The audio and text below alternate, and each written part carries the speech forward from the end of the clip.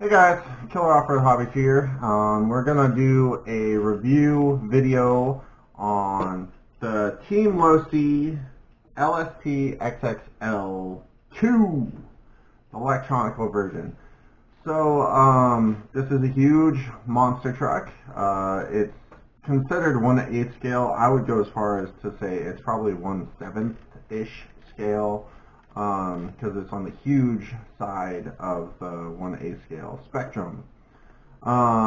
It comes brushless, ready to run for about, what, $660, and it is quite impressive in person, I will say that.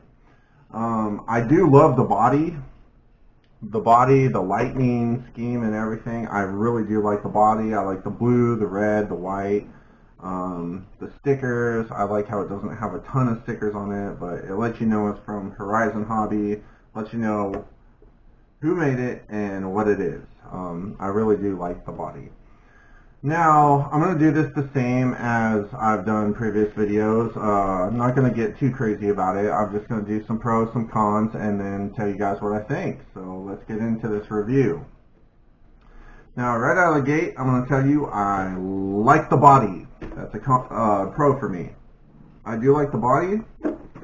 I've taken steps to reinforce the durability of it. Not overly crazy though. As you can see, I've only drywall tape and gooped this area right here, and this body has taken a couple really hard hits, you know, landing upside down and stuff from a big monster truck, and it's held up. So I'm going to go ahead and give kudos to the body, and as I've said several times already, I really do like the scheme of it, the colors and everything. Now let's go to the tires. The tires are huge. The tires are pretty cool looking. The tires suck though. Yeah, that is a definite con for me. The tires are just horrendous when it comes to trying to get traction. They do okay on a couple surfaces, but my typical bashing area is that one you guys see, and it doesn't hook up at all there. It pushes really hard when you try and turn. It gets pretty decent forward acceleration, but you know, the tires just aren't that good. They do good on grass. They're okay on tarmac. You know, they're soft. They don't balloon like super crazy because they're actually pretty low profile. But all in all, I would have to say the tires are a con. Now, the system that comes in this thing is definitely a pro. The motor's got a ton of power. The ESC works well. This has an Orion ESC in it. It's actually upgraded, but the stock ESC is good as well. The chassis layout is nice. That's another pro. Everything is really accessible, easy to get to. One con, I would say, is its standard size hardware. It is hex head or Allen key, whatever you want to call it, but it's standard, and not a whole lot of trucks come with standard size hardware, so you know, it's kind of a little bit awkward. When I was first working on it, I was like, why aren't any of my wrenches working? And then I tried my standard set that I've barely ever used ever, and it actually works. So that would be one kind of a con. Another pro about this thing is the suspension. Oh my god, the suspension, dude.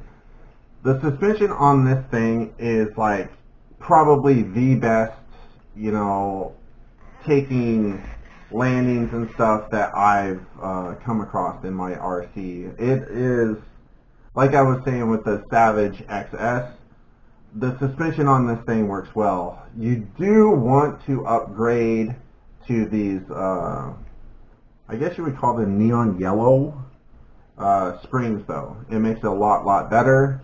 And I know it's cool to create the sleeves down and have it sit up like super nice and high like I did when I first got it, but it works a lot better if you just have them about halfway and just, you know, let the truck sit where it needs to sit, and just go that route. Now, the plastics on this thing I have not had a problem with. The only thing that I've broken plastics-wise was I broke a rod in on one of the steering links, which was not a big deal. It was like 14 bucks for a whole kit that came with new steering rods and ends and everything. So, you know, it wasn't that big of a deal. Like I said, it's got tons of power. I actually did upgrade. I guess you could call it an upgrade. I had a 70-tooth spur on here. I went to a 63 because it was recommended by, God, I can't remember your name. But kudos to you. You've helped me out with this thing, told me how to set it up to make it work decent. So that's cool. I would say a con of this thing is the slipper clutch, though. The slipper clutch tends to back off, and I don't like how it hangs out here like it does. I would prefer this to be turned and just have the gear in the center.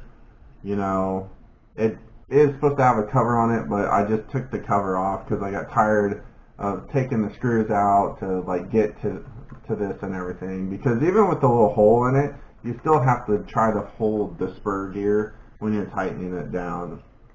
I'm going to go ahead and say a con about this thing is the stupid, ridiculously long and low, unadjustable wheelie bar it comes with. It broke the first couple hits it took off of mine, and I just left it off. I think that thing is just ridiculously stupid.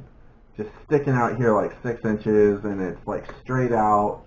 I just don't like it. So that's going to be a con for me. A pro is that it comes with track bars front and rear stock, which is really cool, you know. It just helps out with the suspension. Another pro is, well, I would call it a pro and a con. I don't like how the straps are all crazy and it's like kind of a big deal to get batteries in there.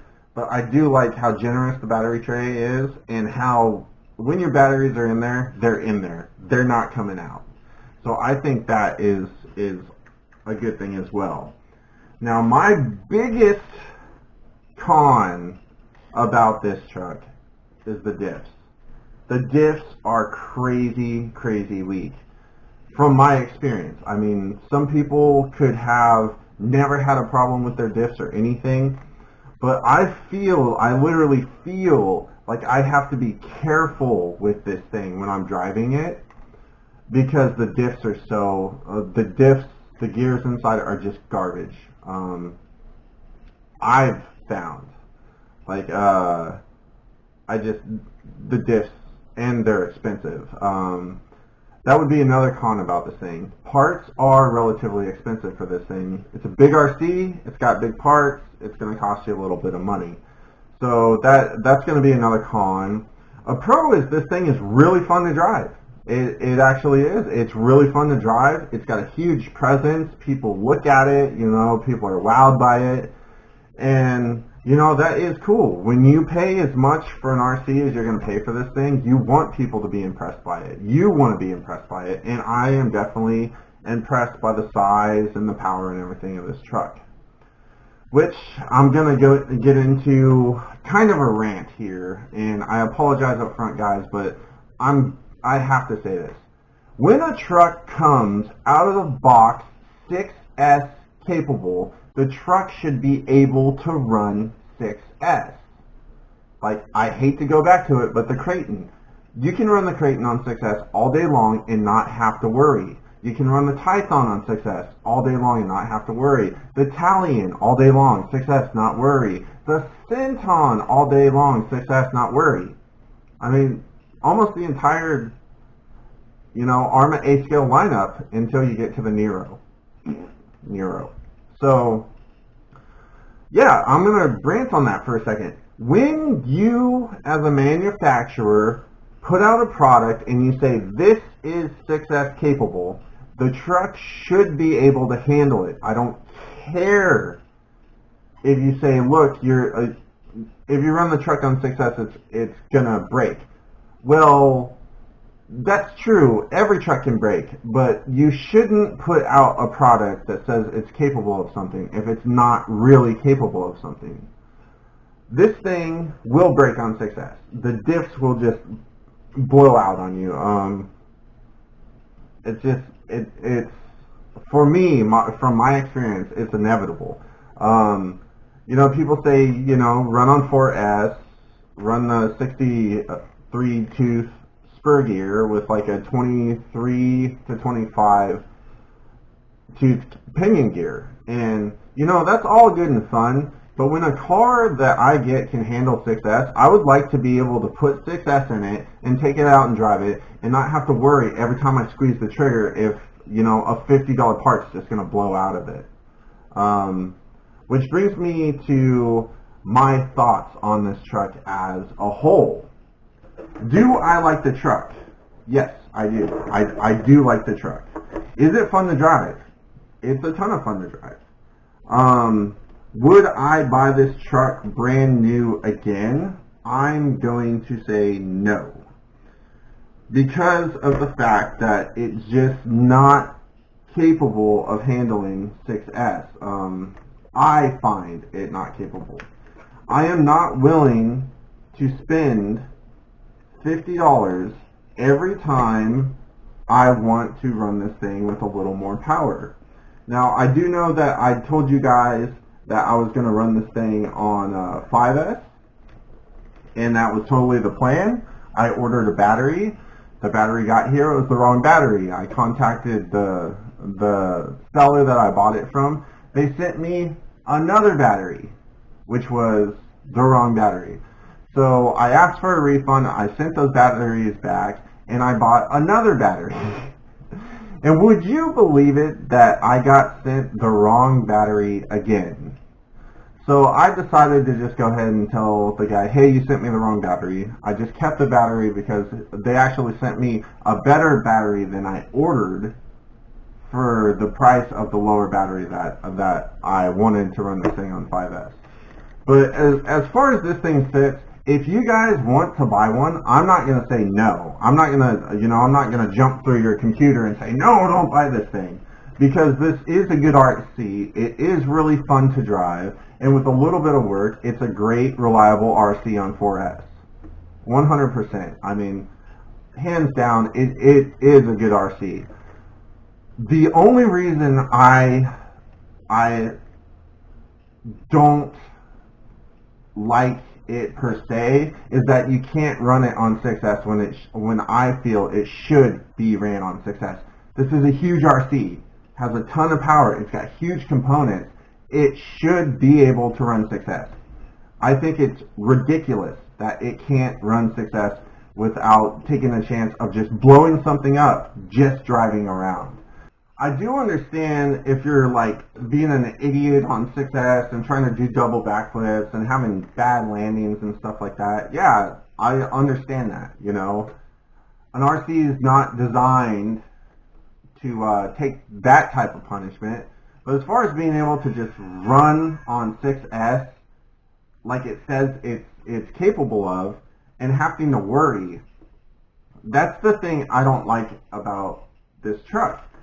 Do I like the truck? Yes. The thing I don't like about this truck is I feel like I have to be careful with it. Even just driving around, like I feel like I'm always hesitant to do stuff because it's expensive to fix this thing, and I've had to fix it several times, and it just I feel like I'm always hesitating to do stuff, and I don't like having to do that when I'm out RCing. I don't like having to think, man, if I go full throttle and try and launch it off this jump, something's going to break. I don't like feeling like that. I like being able to just go out, have a good time, videotape it, and give you guys good content. And that is my biggest problem with this truck, is I feel like I have to be reserved. I have to take it easy on this thing, or it's going to break. And the thing that's going to go out is the diffs, and the diffs are expensive. Like, even a rebuild kit's like $42 or something. So even if you just want to go the easy route, or the cheap route, it's not as easy, but it's the cheaper route is to rebuild the diff. Well, even if you go that route, it's still going to cost you close to $50, and then you can get a full diff case and everything with a drive shaft for a little bit more money, which is the way I went, because I'd rather just have the spare parts and everything. So, you know, like I said, I'm not saying don't buy this truck. I'm just saying, you know, me personally, I probably wouldn't buy this truck brand new again, because you do want to upgrade to the different springs.